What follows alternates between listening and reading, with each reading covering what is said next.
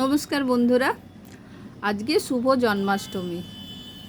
আজকে আমি সবার প্রথমে গোপালকে পঞ্চামৃত স্নান করাবো।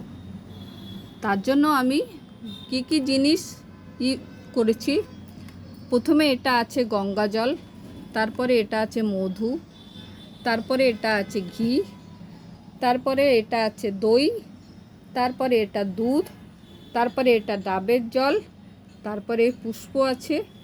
আর স্নানের পরে গোপালকে আজকে আমরা এই পোশাকটা পরাবো। এই বছরের গোপালের জন্য এই পোশাকটা তৈরি করা হয়েছে। আর এখানে রয়েছে গোপালের গয়নাগাটি। তাহলে আমি স্নানটা শুরু করছি, গোপালের স্নান।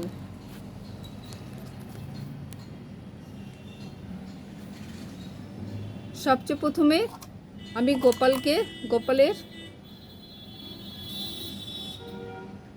মধু ডালছি, মধু দিলাম, ঠিক আছে।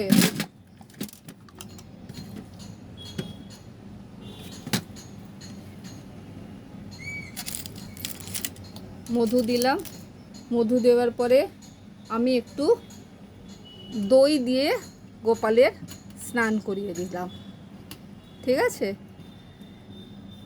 এরপরে আমি একটু দুধ দিচ্ছি, দুধ দিয়ে স্নান করিয়ে দিলাম। তারপরে একটু ঘি দিয়ে দিলাম, ঘি দিয়ে ভালো করে করে দিলাম। তারপরে আমি এটা ডাবের জল এনেছি, সেইটা দিয়ে দিলাম। তারপরে এই যে আমি গঙ্গা জল দিচ্ছি, গোপালকে গঙ্গা জল দিয়ে স্নান করাচ্ছি। তারপরে গোপালের ওপরে পুষ্পবৃষ্টি করলাম। এইভাবে আমরা গোপালের আজকে স্নান করলাম, অভিষেক করালাম। এরপরে আমরা গোপালের জামা কাপড় পরিয়ে গোপালকে পরিষ্কার করিয়ে তারপরে আবার বসাবো।